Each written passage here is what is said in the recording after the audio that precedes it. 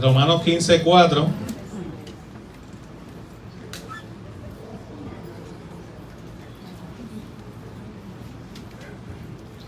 Dice: las cosas que se escribieron antes se escribieron para nuestra enseñanza, a fin de que tengamos esperanza por medio de la paciencia y la consolación de las Escrituras.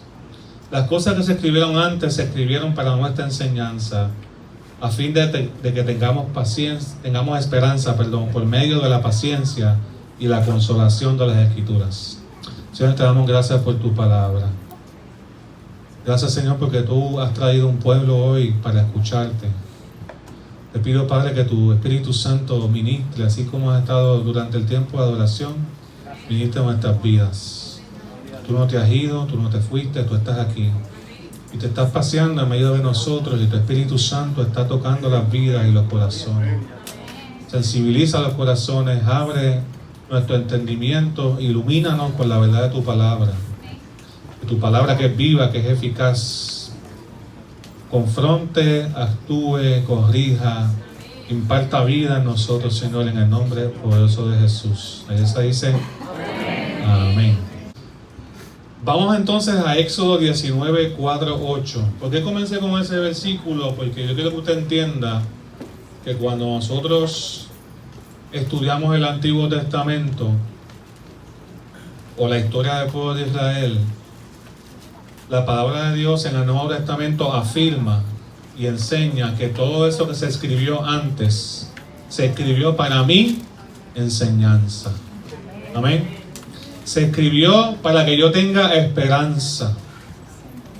Dios deja un registro de cómo trató con el pueblo de Israel para que yo, por medio de la paciencia y la consolación de las Escrituras, yo pueda tener esperanza de que el Dios de Israel es el mismo Dios del Nuevo Testamento, y que yo pueda ser consolado y aprenda de esas lecciones. Así que las cosas que se escribieron antes no es simplemente, la Biblia no es simplemente un documento histórico. En la palabra de Dios hay consolación, hay esperanza y hay enseñanza. Amén. Y no podemos tratar la Biblia como un documento histórico, sino como un escrito, un testamento que Dios nos dejó, un legado que Dios nos dejó, que tiene vida y tiene el poder para traer consuelo cuando yo me expongo a las Sagradas Escrituras. ¿Alguien dice amén? Entonces, teniendo eso en mente durante toda la predicación, los próximos domingos vamos a estar enseñando ciertos pasajes del libro de Números. Entonces vamos a estar viendo algunas cosas del libro de Números. Número es el tercer libro de la Biblia, ¿verdad? Génesis, Éxodo, el cuarto, Dios mío. Levítico, Números. Y luego Deuteronomio, y es parte de la Torá. Y yo creo que vayamos a Éxodo 19, del 4 al 8, para dar un contexto. En Génesis, el Señor crea, se nos cuenta cómo dentro del plan de Dios, Dios levanta un Edén, levanta a Adán, crea y hace al pueblo y hace a sus hijos y hace al ser humano para vivir delante de su presencia y para disfrutarlo a él y tener comunión con Dios. Adán veía a Dios y hablaba con él como hablaba cara a cara uno con un amigo. Y el pecado dañó esa relación del hombre con Dios. Y como Dios no se queda o sea, a Dios nada le toma por sorpresa. Dios tiene un plan y un propósito para restaurar al ser humano. Y dentro de ese plan y propósito, Dios levanta una familia que se llama Abraham. Y le dice: a través de tu descendencia yo voy a bendecir todas las familias de la tierra. Y Dios hace un pacto con Abraham. Y Abraham, Isaac y Jacob fundan la nación de Israel. Una nación no necesariamente basada en una limitación geográfica, sino está basada en una identidad divina. Ustedes van a ser un pueblo diferente, ustedes van a bendecir las naciones. A través de ustedes yo voy a bendecir todas las familias de la tierra. Y Dios le comienza a dar identidad a Abraham. Y allá Jacob tuvo 12 hijos. y Isaac tuvo también unos gemelos, y allá comienzan los conflictos internos porque todavía el pecado y la desobediencia era una realidad, y es una realidad aún en la vida de la humanidad. El ser humano se rebela contra Dios, y allá los dos hermanos de Jacob, hubo una trifulca, y allá estaba José y Benjamín, los últimos dos que eran los favoritos, dice alguno de los intérpretes, porque José tenía túnicas, y los otros 10 hermanos, unas túnicas especiales que el padre le hizo, porque era el hijo que tuvo con la esposa que amaba, con la esposa que trabajó con él. Y los hijos de la sierva, los hijos de la otra esposa, que, haciendo el cuento largo o corto, eran 12. Y allá los hermanos se confabularon y vendieron a José. Y José terminó entre caravana y asuntos, terminó en Egipto. Y allá en Egipto, Moisés, con la sabiduría dentro del trato de Dios, Moisés llegó a ser la mano derecha del faraón, porque lo salvó de una hambruna. Y interpretó José. ¿Qué yo dije? Moisés. Pues es José. Y claro, vas a ver si hay algunos que saben Biblia aquí.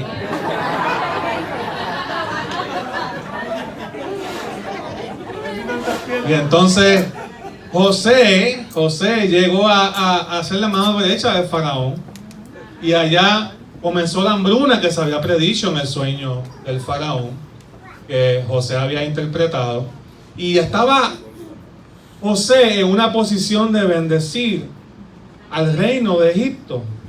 Pero también llegaron sus hermanos y el pueblo de Israel, que también seguía multiplicándose, que era básicamente su familia, pidiendo ayuda, y no sabían que José, que lo habían dado por muerto, ahora era la mano derecha del faraón.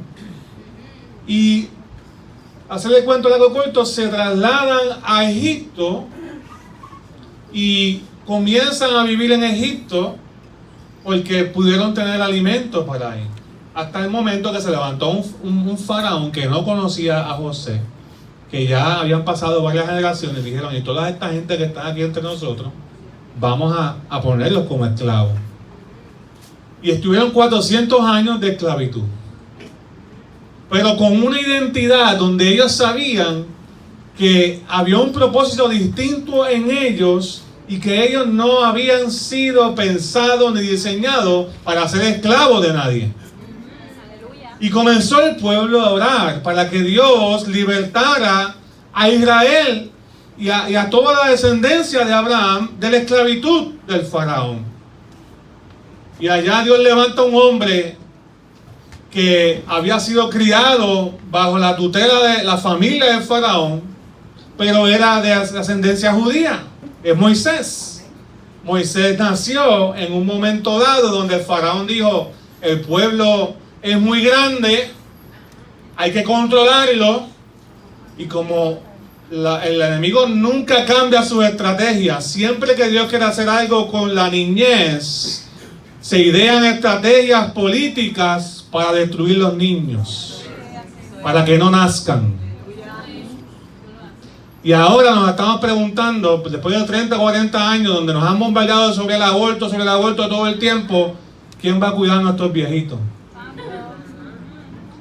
Dios tiene propósito, Dios sabe todas las cosas, porque a veces creemos que saber más que Dios. Pues mataron muchos niños varones, pero Moisés fue rescatado por la familia real milagrosamente en una canasta, en un río, en un arroyo allá. Y Moisés se crió como el faraón, pero aún su mamá todavía le dio identidad. Y le cuento todo eso porque Dios usó a Moisés en gran manera para traer libertad al pueblo de Israel, y a través de Moisés y los que creyeron al Señor, Dios los liberta de la mano del faraón y los saca ahora a peregrinar hacia la tierra que Él había prometido. Y ahí nos encontramos en Éxodo 19, 4 al 8. ¿Lo tienen, hermano? Ustedes han visto lo que he hecho con los egipcios, y cómo los he tomado a ustedes y los he traído hasta mí sobre alas de águila. Si ahora ustedes prestan oído a mi voz, si cumplen mi pacto, serán mi tesoro especial, por encima de todos los pueblos, porque toda la tierra me pertenece. Ustedes serán para mí un reino de sacerdotes y un pueblo santo. Estas mismas palabras les dirás a los hijos de Israel. Y Moisés volvió y llamó a los ancianos del pueblo y en su presencia expuso todas las palabras que el Señor le había mandado a decir. Y todo el pueblo respondió al unísono: haremos todo lo que el Señor ha dicho. Y cuando Moisés refirió al Señor las palabras del pueblo, allá el pueblo se regocijó y comenzaron a fiestar y a alabar al Señor. Y no simplemente eso, sino que el pueblo comenzó a recibir y a escuchar toda la ley que Dios le iba a dar para hacer del pueblo de Israel una nación distinta y diferente.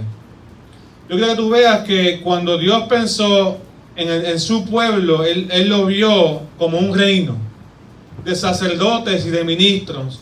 Cuando Dios pensó en su pueblo, lo pensó como un especial tesoro. Cuando Dios pensó en su pueblo, pensó en hacer pacto y compromiso con ellos. Pero la condición estaba en que si escuchamos la voz del Señor, nosotros somos especiales, somos distintos, no porque nosotros tenemos esos atributos, sino porque escuchamos la voz de Dios. ¿Me sigue, hermano?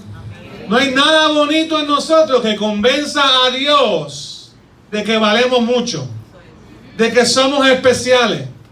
Lo que nos hace especial y único y distinto, algo que Dios atesora, es porque nosotros escuchamos la voz de Jehová. Y cuando la escuchamos, ¿cómo respondemos a ella? Si ustedes prestan oído a mi voz y cumplen mi pacto, serán especial tesoro, por encima de todos los pueblos. Nos podemos que preguntar entonces, ¿de dónde nace esta valentía que tenía Moisés? ¿De dónde nace esta valentía que ahora el pueblo tiene que tener? Porque salieron de Egipto, están ahora en una tierra desértica, en peregrinación hacia la tierra prometida, que en ese momento se llamaba Canaán, lo que es hoy Jerusalén, Israel, esa área. Y en ese proceso Dios le va a pedir al pueblo que sea valiente. Dios le va a pedir al pueblo que enfrente muchas dificultades. Y yo me pregunto, pero si no los acaba de sacar de Egipto, ¿qué mayor dificultad que esa? Que está 300, 400 años bajo la servidumbre de alguien, bajo el látigo de alguien. ¿Qué cosa más difícil que ahora estar en un desierto? Y la realidad es que no es lo mismo saber vivir como esclavo que saber usar la libertad que Dios te ha dado. Tienes retos muy grandes, ser valiente cuando todo está bien, cuando tú eres libre. Y la valentía que Dios le está pidiendo nace solamente de quien único tiene autoridad para dar identidad, que es Dios. Es Dios. Y quiero dar esto, ¿verdad? Esto es bien importante porque Números es un libro donde se narran las experiencias de Israel en el desierto. Pero tenemos que partir de la premisa de cómo Dios ve al pueblo de Israel. Dios ve al pueblo de Israel como un especial tesoro. Dios ve al pueblo de Israel como un reino distinto, con un gobierno distinto, con una palabra distinta, con un pacto distinto, con un Dios que es todopoderoso, creador de toda la tierra, que Dios se está manifestando a ellos y Dios tiene la expectativa de que este pueblo lo escuche. Amén. Amén. Y ahora están en el desierto. Ya no hay cadenas, ya no hay látigo, ya no hay un capataz que está pendiente de las piedras que tiene que cargar, del trabajo del día. Ahora simplemente tienen a alguien que representa la voz de Dios en Moisés. Y la decisión ahora es si le sirvo a Dios por obligación o le sirvo por lo que Él hizo. O le sirvo a Dios porque tengo a alguien que me lo dice, o le sirvo a Dios porque ahora soy libre y lo puedo hacer. Y tiene que ver mucho con nuestra vida cristiana, porque el mundo en la Escritura es tipo de Egipto. Dios nos sacó del mundo. Dios nos sacó del pecado. El pecado nos esclaviza de la misma manera que el faraón esclavizaba al pueblo de Israel. El pecado esclaviza la mente y el corazón del ser humano. Y cuando Dios te llamó a través de su voz, a través de sus mensajeros, a través de su palabra, cuando Dios te llamó, Él te sacó de Egipto. Él pensó, tú eres especial. Él pensó, tú vas a ser un reino, tú vas a ser una nación diferente, tú vas a tener una conducta diferente. En medio de un mundo de esclavizado, tú vas a sacar un pueblo que va a ser diferente. Esa es la iglesia del Señor. Pero no es simplemente salir de Egipto, sino es aprender a vivir en el desierto. Dile que está al lado tuyo, también hay que aprender a vivir en el desierto. Y Números se trata de un pueblo que está aprendiendo a vivir en el desierto.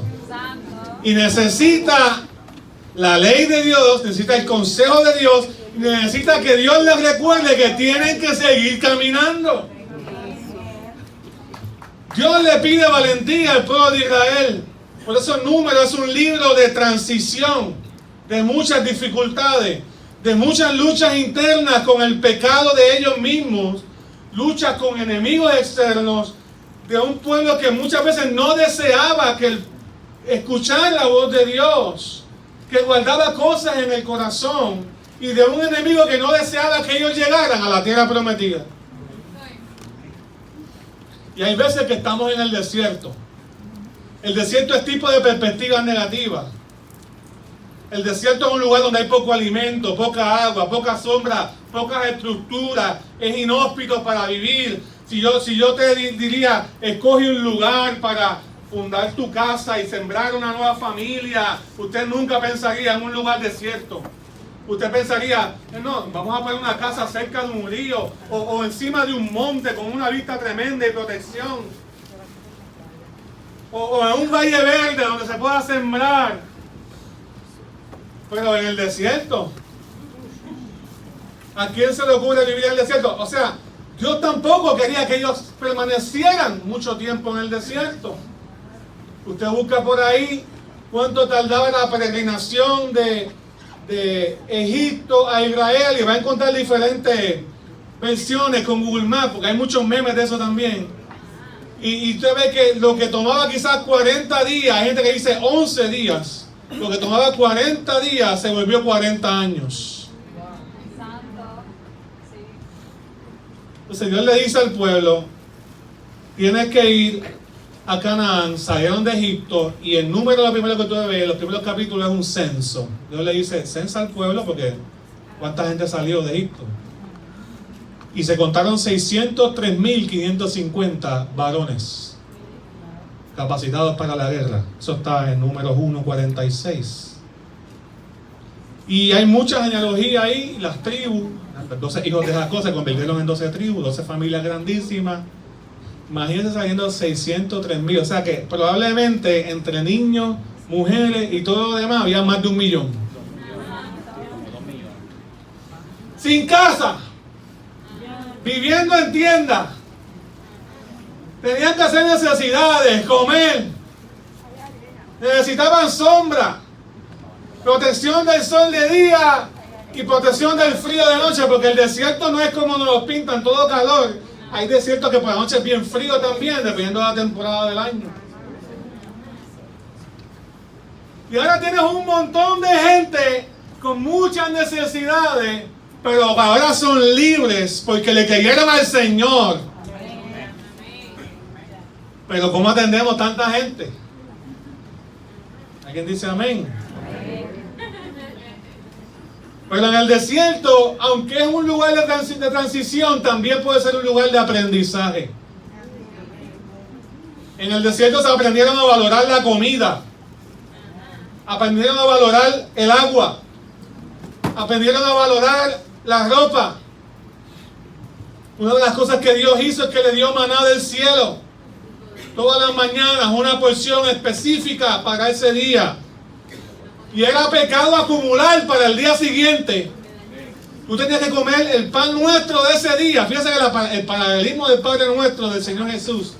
El pan nuestro de cada día, dánoslo hoy. Jesús está hablando del maná. El maná del desierto. Porque tú no podías coger el pan para mañana, pues se te podría. Y todos los días Dios le daba un pan que descendía del cielo. Y le dio sed. Y allá Dios le dice, háblale a la roca. Y allá Moisés vio el milagro de cómo una roca comenzó a brotar, un manantial tremendo, y pudieron tomar agua. O sea, sus ropas no se envejecían. El pueblo, por su obediencia, por creerle al Señor, comenzó a ver la mano de Dios. Y eso es lo que pasa muchas veces en nuestras vidas. Cuando tú comienzas a obedecer al Señor de corazón, de verdad, tú vas a comenzar a ver la mano de Dios. Vas a comenzar a ver la provisión de Dios, el cuidado de Dios. Pero no te olvides que también van a venir desiertos, donde Dios mismo te va a permitir y te va a enseñar en esos desiertos lecciones que tú no vas a poder aprender en otro lugar. Diga amén o diga ay. Porque a veces el desierto, Señor, ¿por qué? En el desierto Dios les enseña cómo adorar. Vamos a ver eso más adelante. En el desierto Dios les enseña, les dice, háganme un templo, un tabernáculo móvil. Lo desmontaban y los montaban, porque en el desierto eran nómadas. Estaban un tiempo aquí enfrentando circunstancias, enemigos, y después peregrinaban un poquito más y estuvieron, cuando uno va a ver un mapa, estuvieron como dando vueltas en lo que Dios trataba con ellos. Ahí Dios levanta el sacerdocio, los levitas, las ofrendas. Dios les enseña cómo quería que le adoraran. ¿En dónde? En el desierto. En el desierto Dios les da una ley moral, les da una ley civil y les da una ley ceremonial. La ley moral para el corazón, la ley civil para evitar problemas con el prójimo y la ley ceremonial para celebrar al Dios que los rescató de Egipto. Aleluya. Hay diferentes fiestas que se pueden celebrar.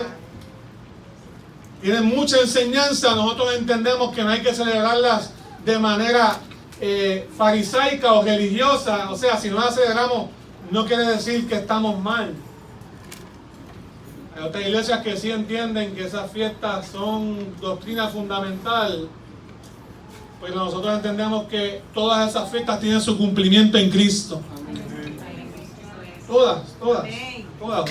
Si tenemos esa oportunidad de estudiarla y Dios nos permite durante el verano traducirnos un poquito más en ella, pero todas ellas se cumplen en Cristo. La fiesta de la Pascua, la fiesta de los panes sin levadura, la fiesta de las trompetas, se va a cumplir cuando Cristo regrese. La fiesta de los tabernáculos, donde Dios le enseña al pueblo, ellos celebran la salida de Egipto también así. La fiesta de Pentecostés o de las primicias, se cumple el día de Pentecostés, cuando Dios levantó a su iglesia. Todo eso tiene su cumplimiento en Cristo y no es casualidad. Y el reloj profético, mire, es tremendo. No estudia la Biblia, no se sorprende de lo grande y poderoso que es el Señor. Pero ¿dónde el pueblo de Israel aprendió todo eso? En el desierto. Ya que está tuyo, el desierto es bueno para aprender.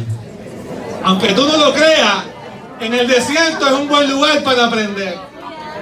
Es un buen lugar para crecer, es un buen lugar para escuchar la voz de Dios. Pero también si me descuido, en el desierto puedo perecer. ¿Cómo sería la vida de tantas personas parándose, deteniéndose? Hay que montar el tabernáculo, hay que desmontarlo, hay que ordenar las tribus por norte, sur, este y oeste, se acomodaban. El punto de referencia era el tabernáculo. Si el tabernáculo no estaba puesto, que era donde Dios hablaba, donde Dios moraba, todo lo demás no hacía sentido. Amén.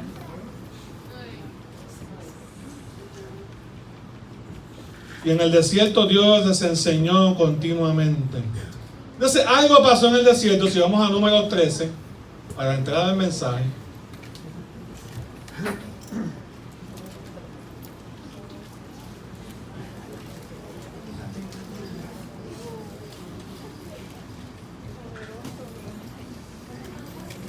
En número 13 Dios le da una orden para que fuesen a espiar la tierra prometida. ¿Alguien sabe lo que es espiar? Es como que ir de incógnito, escondido. Usted sabe, y le dice, tienes que ir, envíate una persona de cada tribu. Eso está aquí, lo vamos a leer. Y vamos a ver si lo que Dios dijo es verdad. Si la tierra que Él nos prometió verdaderamente fluye leche y miel, es una tierra próspera, es un lugar que realmente se puede vivir ahí, no es un desierto. Y allá dice, número 13, dice al 20, dice, y estos son los nombres que los hombres que Moisés envió a explorar la tierra. A Oseas, hijo de Nun, Moisés le puso por nombre Josué, y al enviarlos a explorar la tierra de Canaán, Moisés les dijo, ahí mencionaron uno, pero son dos en realidad, si lo buscas desde antes. Uno de cada tribu, príncipe de cada tribu. Alguien importante, alguien que iba a hablar la verdad y que iba a cuidar a su familia. Al enviarla a explorar la tierra de Canaán, Moisés les dijo, vayan de aquí al Negev, suban al monte y observen cómo es la tierra y si el pueblo que la habita es fuerte o débil. Si son pocos o muchos. Fíjense si la tierra que habitan es buena o mala. Y en cómo son las ciudades habitadas, si son campamentos o son fuertes o plazas fortificadas. Fíjense si el terreno es fértil o es estéril, si hay árboles o no. En otras palabras, verifiquen que no sea un desierto. Porque si yo quiero crecer, tengo que tener en mente a dónde yo quiero llegar. No debe ser el mismo o la misma percepción que tengo de mi presente, la misma realidad. O sea, para entonces no tengo que cambiar. Si es para lo mismo, mejor nos quedamos aquí. Así que si Dios dijo de verdad que ese lugar era distinto, era fructífero, era hermoso, era un lugar donde Él nos quiere llevar, un lugar de bendición, vamos a confirmarlo. Si es un desierto, si la tierra es mala, si el pueblo que la habita es fuerte, si la tierra es estéril, si no hay árboles, pues entonces Dios nos mintió. Y Dios nos ha pedido que seamos valientes en el desierto, porque mira lo que dice ese versículo 20, ármense de valor y traigan los frutos del país. En otras palabras, entren sin que nadie los vea a terreno enemigo, cójanse un par de frutas, yo les doy permiso, porque eso es mío, y me las traen. Si fuese boricua, tráigame guineo, plátano, como cuando alguien ve un ramo, ¿cómo se llama? Un racimo de una abeja que no es suya. Imagínense que Dios, o sea, no siempre Dios te va a decir que eso es bendición, tú sabes. Pero uno ve ese racimo y tú dices, ya, che, si el vecino me diera un aguacatito de eso, una pana de esa, un racimito de plátano o de guineo. Pero Dios nos ha pedido que seamos valientes en el desierto. Pero la valentía también está en mirar más allá del desierto. Mirar más allá a la promesa de dónde podemos llegar. Escúchame. Escucha lo que Dios nos dice. La valentía está en ser valiente en las dificultades. Está bien, gloria a Dios por eso. Ser valiente en el desierto, ser valiente en el periodo de transición. Pero también la valentía está en mirar más allá del conflicto presente. Aleluya. Dios le quería dar al pueblo una imagen mental de la promesa que les había dado verbalmente. Dios quería que el pueblo comprobara realmente hacia dónde Él quería llevarlos. Porque no es lo mismo tener una palabra escrita, pero también tener una imagen de realmente lo que Dios quiere darme. Y así mismo Dios trata con nosotros. Dios nos ha pedido que seamos valientes en el desierto, pero también más allá del desierto tenemos que ser valientes para mirar hacia dónde tú quieres llegar. Y nosotros los humanos tenemos un fenómeno, siempre estamos pensando en el problema que tenemos de frente. Pero la pregunta es, ¿hacia dónde tú vas?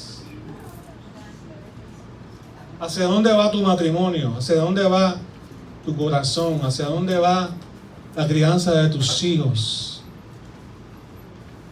Siempre nos estamos quejando del presente. Y sí, hay cosas que tenemos que trabajar, son conflictos presentes. Pero Dios te dice por un momento, ve y mira la vida que Dios quiere darte. Mira a Cristo. Mira su carácter, mira su poder, mira su autoridad. Mira el cielo, mira la vida eterna. Eso es tipo de Canaán para nosotros. Mira la sabiduría de Jesús.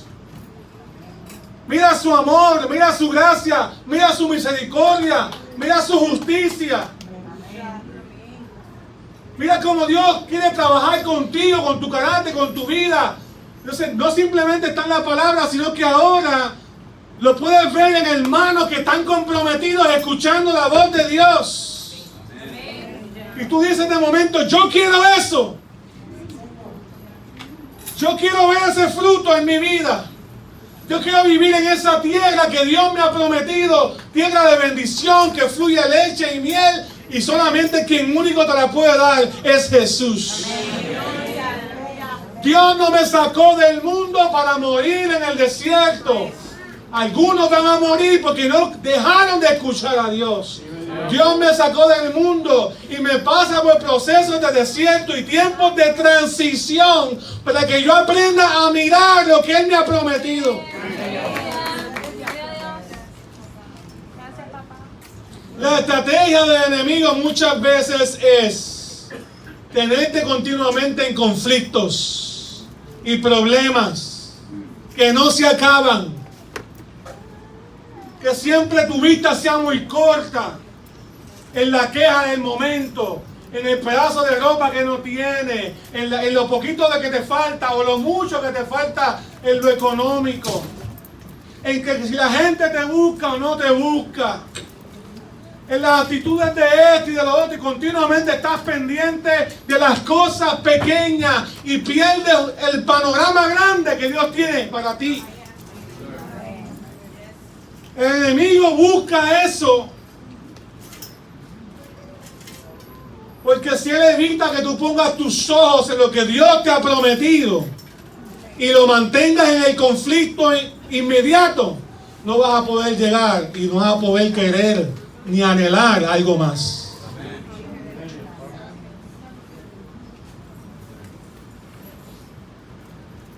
Hacia dónde vas no es algo que piensas. No es algo que meditas. ¿Hacia dónde yo voy como cristiano? ¿Cómo yo quiero crecer? ¿Qué me falta por conquistar? ¿Qué me falta por alcanzar de lo que la palabra de Dios me ha prometido? El desierto te va a probar. El enemigo te va a probar. Tus hermanitos te van a probar. Ya sea consciente o inconscientemente. Ya sea porque fue intencional o se le chispoteó. Pero vamos a ser probados. El objetivo final en la mente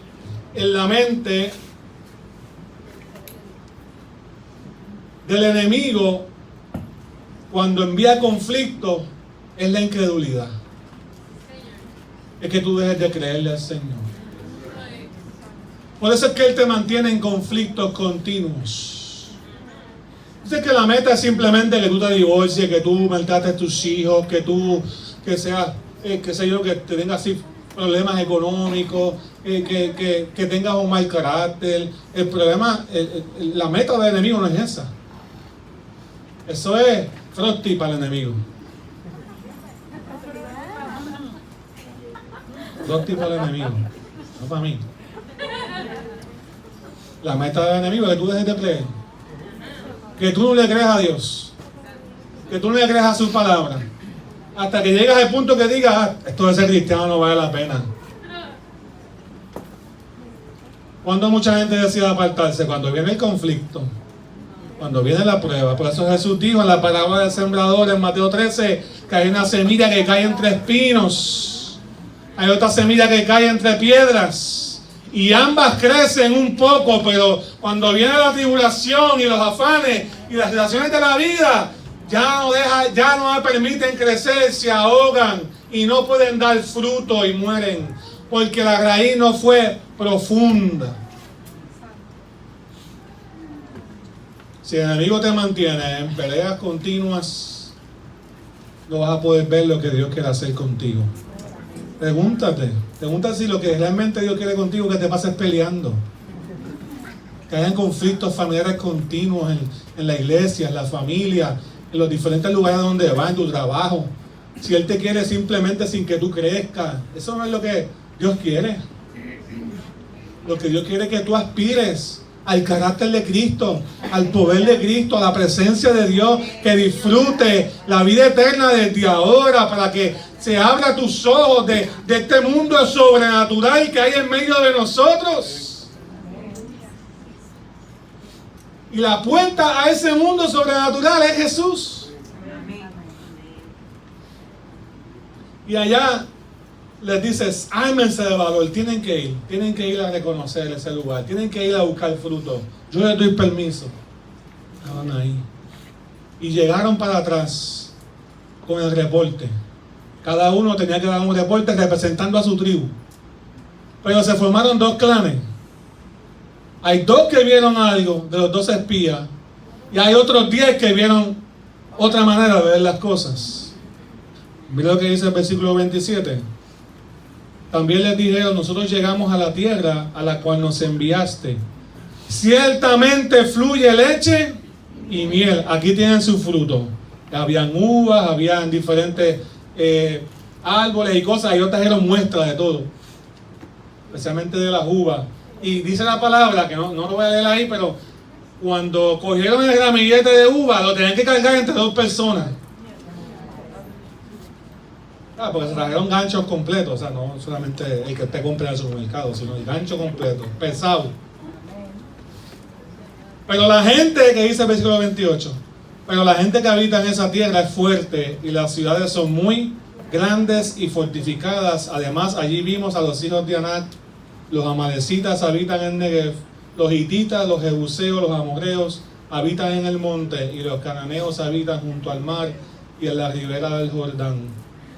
Caleb pidió al pueblo que se callara delante de Moisés y dijo, subamos pues y tomemos posesión de esa tierra, porque nosotros podemos más que ellos. Pero los que habían ido con él dijeron, no podemos atacar a ese pueblo porque ellos son más fuertes que nosotros. Además, entre los hijos de Israel hablaron mal de la tierra que habían explorado, y hasta dijeron, la tierra que recorrimos para explorarla se traga a sus habitantes. Y toda la gente que allí vimos son hombres de gran estatura. Allí vimos también gigantes.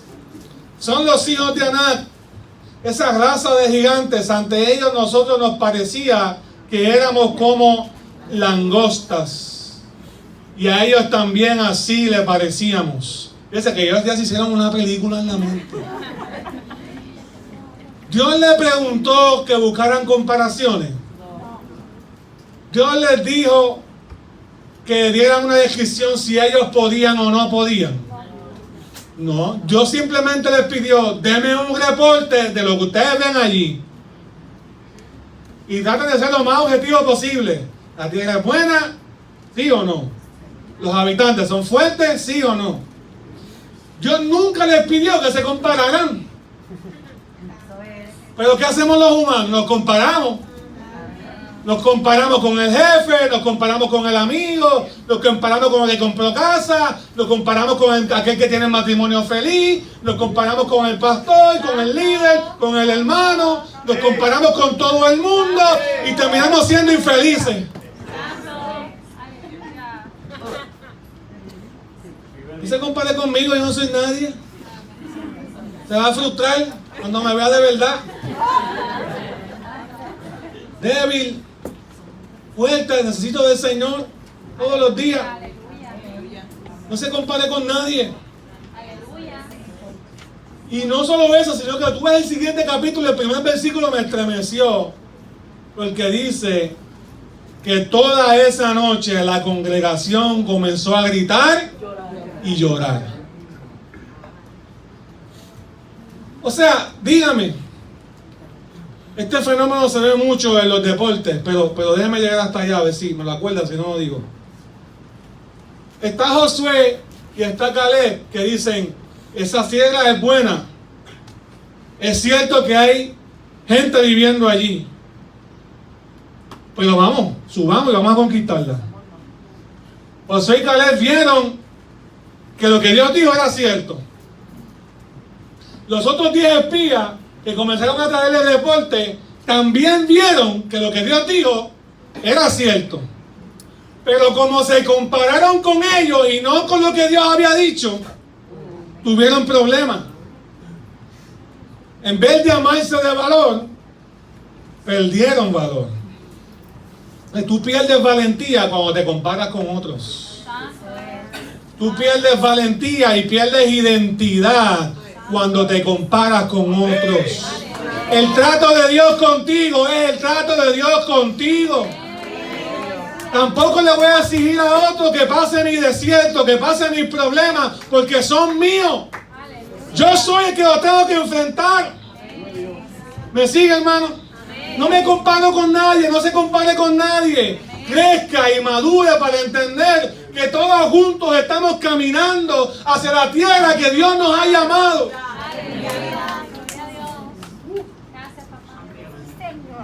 El poder que tiene un mal mensaje de destruir el ánimo colectivo de una gente, de una familia, de un pueblo. Eso me sorprendió. Yo me lo imaginé ahí llorando. ¡Ah! Vamos a morir. ¿En serio? Vamos a morir. Somos muy pequeños. Somos saltamontes, no son langostas. Somos saltamontes comparados al lado de ellos. Son gigantes y nosotros somos saltamontes. Gritando y llorando. Y todavía no había comenzado ni una batalla. No se imagina eso. Imagínense en su mente. Imagínense en su corazón. El efecto que tiene un mal mensaje en el corazón suyo. Cuando alguien te dice no vas a poder, no lo vas a lograr, Dios no te escucha, Dios te quiere así, como decían antes, aquí estoy como Dios quiere y no como yo quiero. Por eso que usted tiene que escoger a quién escuchar. Todas las voces las va a escuchar. A veces no podemos evitar escuchar al que está afuera, a escuchar al que no cree, a escuchar al que no está caminando con uno, con la misma visión de uno. Pero uno decide a cuál creer. Y Josué y Caleb fueron emisarios de bendición. Lo que Dios dijo es cierto. Y mientras aquellos decían el reporte de que estos eran gigantes y era de verdad, eran pequeños, Josué y Caleb lo que pensaban es, nosotros podemos con ellos.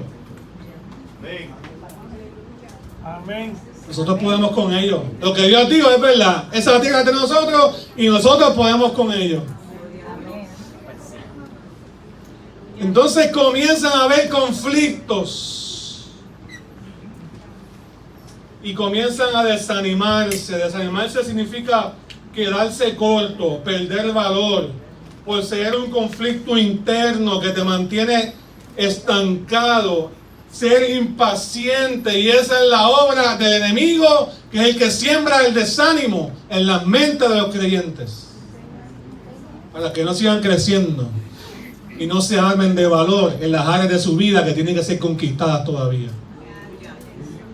¿Alguien dice amén? Mira que está lo tuyo, ahí te están hablando. Dile saltamontes, ahí te hablan.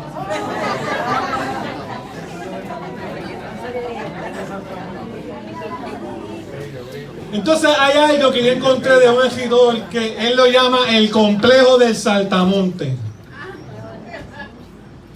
Y yo he puesto algunos por ahí comentarios, pero yo te voy a preguntar si tú tienes el complejo del saltamonte.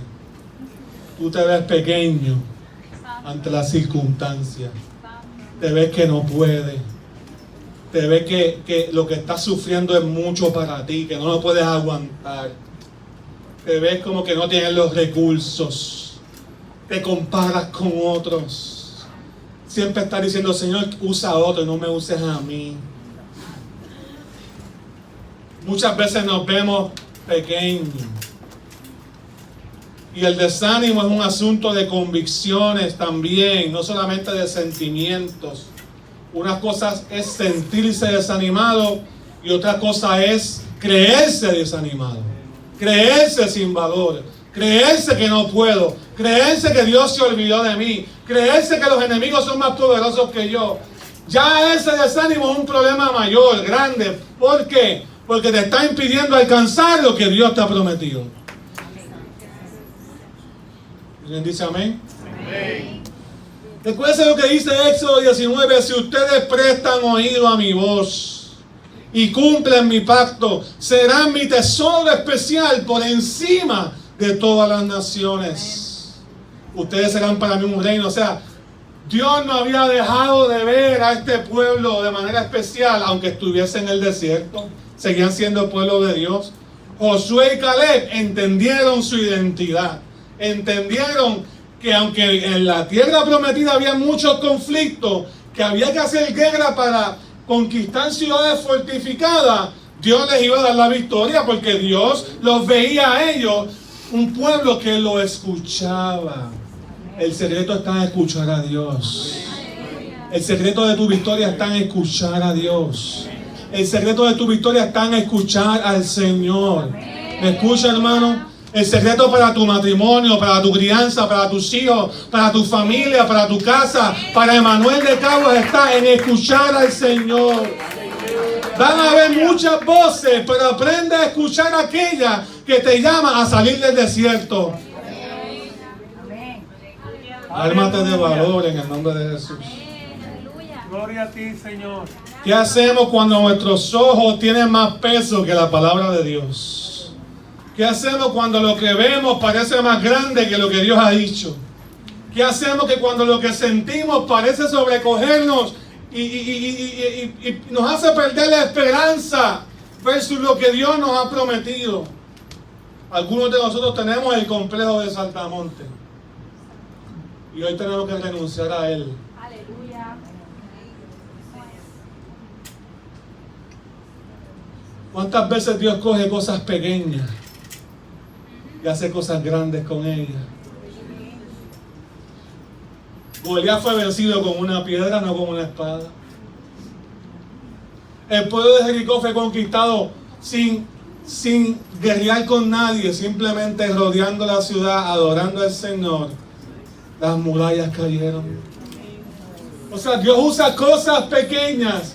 Gente que posiblemente en otra temporada se vieron pequeños, pero ahora en Cristo siguen siendo pequeños, humanamente hablando, pero en Cristo tienen el poder y la autoridad para vencer grandes batallas en la vida. Pudiéramos ser pequeños y ¿qué? La victoria le pertenece al Señor, no a mí. Mire, si usted tiene el complejo de saltamonte, yo quiero decirte que usted no está enfermo, usted no está fallando, usted no está estancado, usted no es incompetente, usted no está limitado en su visión, usted no necesita ser cambiado. Si usted es pequeño, no hay problema. Ponga como quiera su confianza en el Señor, porque Dios con cosas pequeñas da grandes victorias. El problema es que usted comience a compararse y deje de creerle a Dios. Hay gente que siempre está en la defensiva con el diablo. Deja ver que el diablo hace. Pues tengo que ayunar, tengo que orar, tengo que ir a la iglesia. Estamos respondiendo a lo que el diablo está haciendo y no a lo que Dios nos está pidiendo. Y no hay ningún problema. Yo sé que a veces el desierto nos hace orar más. ¿Cuántos están de acuerdo conmigo? A veces el problema en la casa dice, vamos a ir a arrodillarse y orar. Y a veces Dios usa las circunstancias para ver lo que hay en el corazón. Para que te des cuenta si tu fe está fuerte, está débil. Y hay otro verso que viene, puede venir a la mente, lo puedo buscar después, que dice eso, en Deuteronomio: y los puse en el desierto para ver qué había en su corazón, y los afligí. Pero ¿quién salió del desierto? El desierto nunca fue pensado como para que te quedes ahí cogiendo cantazos. Hay que seguir creciendo. Hay una meta. Dios quiere darte vida eterna. Dios quiere que la vida que Él te da toque cada área de tu vida, toque la forma en que piensas, que hablas. Pero si tú te ves pequeño, te puedes ver pequeño por tu pasado, te puedes ver pequeño. Imagínense un pueblo que nunca había guerreado, 400 años de esclavo, no tenían ningún tipo de soldado proficiente en batalla, battle tested. ¿Sabes que hay uno dentro de los equipos que se hacen para usarse en las guerras? El nivel más alto de prueba es probado en batalla. Y cuando se hace un misil, perdón, verdad, no estoy promocionando la guerra, pero cuando se hace un misil, o se hace un walkie-talkie, o se hace una indumentaria que lo tiene que usar el soldado, una herramienta que tiene que usar el soldado, está probado en laboratorio, está probado en el campo, pero el nivel más alto es battle tested. Es que se usó en batalla y funcionó. Usted sabe que eso es lo que Dios quiere hacer con nosotros. Cuando Dios nos pone en circunstancias difíciles, Él quiere que nuestra vida sea a prueba de distintas batallas y dificultades. Que nuestra fe no sea una fe débil, sino que sea una fe fuerte. ¿Alguien me está siguiendo, hermano? Y ahora comenzaron a lamentarse estos pueblos de Israel porque escucharon. El pueblo de Israel comenzó a gritar, comenzó a llorar porque escucharon la palabra incorrecta. En vez de escuchar a Josué y Caleb, escucharon a estos 10 espías que le dijeron: no, nosotros somos como saltamontes, somos muy pequeños. Y algunos de ustedes se ven así. Y yo quiero decirte que si te sientes así, yo también me he sentido así. Que las situaciones son muy grandes. Que a veces no sé cómo controlar mi corazón, mi mente. Y le tengo que pedir al Señor: Señor, ayúdame. Y también me he sentido que la situación es muy grande para mis recursos, para mi sabiduría. Y ¿sabe qué? Gloria a Dios por eso. Porque no se supone que yo me sienta grande. Lo que se supone es que yo ponga mi confianza en Cristo. Él es el que venció. Él es el que venció. Él es el que venció el pecado, venció la muerte y venció toda maldición. Aleluya. Pero con los ojos del Señor solamente lo vas a poder lograr, no con los tuyos. Sí, Señor. Y tu mayor problema en el ministerio y en la vida no es que cometas un error, porque ese era el miedo. Ay, que vamos allí y después vamos a salir avergonzados y vamos a perder. No, es el miedo a equivocarte, es el miedo a fallar, es el miedo a fracasar. El cristiano tiene que renunciar a eso. Nosotros no tenemos que tener miedo a fracasar, porque nosotros confiamos en el Señor. Ah, pastor, que yo no oro porque si no se sana. Es que yo no predico porque si no se convierte. No te veas como un saltamonte, tú tienes el poder de Dios. Y si tú le predicas hoy y no se convirtió, le sembraste una semilla que lo va a atribular por las noches. Atribular en el buen sentido, pero a veces Dios no deja dormir a la gente. Que no te consuma el miedo a equivocarte, porque eso fue lo que sucedió. 10 espías hebreos infieles que no vieron lo que Dios vio y impartieron, añadieron a la historia más de lo que debían. Sus mayores desafíos no eran externos sino internos. y no podían ver que ya no eran esclavos, sino que eran un pueblo distinto, especial tesoro, un reino distinto que se distingue no por sus habilidades, que se distingue no por su fuerza, que se distingue no por su historia o su resumen. El resumen de los israelitas era malísimo. Yo imagino que las naciones que estaban al otro lado del río Jordán, cuando escucharon el pueblo de Israel al principio, dijeron, diache, esta gente, ¿y quiénes son esta gente? ¿Con quién podemos matar? Ellos, los esclavos de Egipto que salieron por ahí. Pero el pueblo comenzó a ganar batallas en el desierto. Y después los que estaban al otro lado de la ribera del río Jordán, donde tenían que llegar, empezaron a decir, wow, el Dios de ellos es diferente. El Dios de ellos pelea las batallas con ellos. Baja fuego del cielo. Y tenía otro ejemplo en línea, pero lo voy a dejar aquí para que vengan el próximo domingo.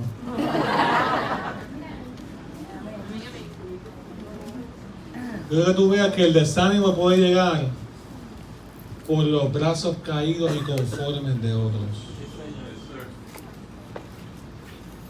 Pero tú tienes que madurar en la fe. Tú tienes que creerle al Señor. Tú tienes que decirle al Señor, Señor, esta situación es muy grande para mí. Esta situación es difícil. No sé cómo bregar con mi carácter, no sé qué bregar con mis finanzas, no sé bregar con mi esposa, con mi esposo. Entréguesela al Señor. Le cámbialo, Señor, que yo no puedo. Gloria a Dios por eso, ¿verdad que sí? Entrégale sus hijos al Señor. Entrégale su hermano en Cristo al Señor. Pero no abandone el lugar que Dios le ha puesto. Siga peleando la batalla. Siga creyendo que lo que Dios tiene más adelante es mucho mejor que donde usted está parado ahora. Tenga visión espiritual para cada cosa que hace, para su profesión. Créale al Señor que usted puede seguir creciendo en lo que hace, en cómo se gana la vida. Créale al Señor.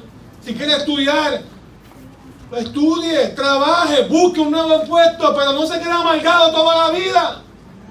No se quede en el desierto toda la vida pensando, ay, esto es muy difícil para mí. Porque lo más difícil es ver personas que están luego por retirarse para hacer nada en la casa. Porque les amarga el trabajo, porque les amarga. Están apestados de la vida. Dios no quiere que usted viva así. Si usted se va a retirar es porque Dios tiene un propósito con usted. Todavía Dios no ha acabado con nosotros. Dios tiene una asignación para cada uno de nosotros. Hay que tener fuerza, la fuerza que viene del Señor para pelear estas batallas. ¿Quién dice amén? Amén. ¿Qué tal si nos ponemos de pie?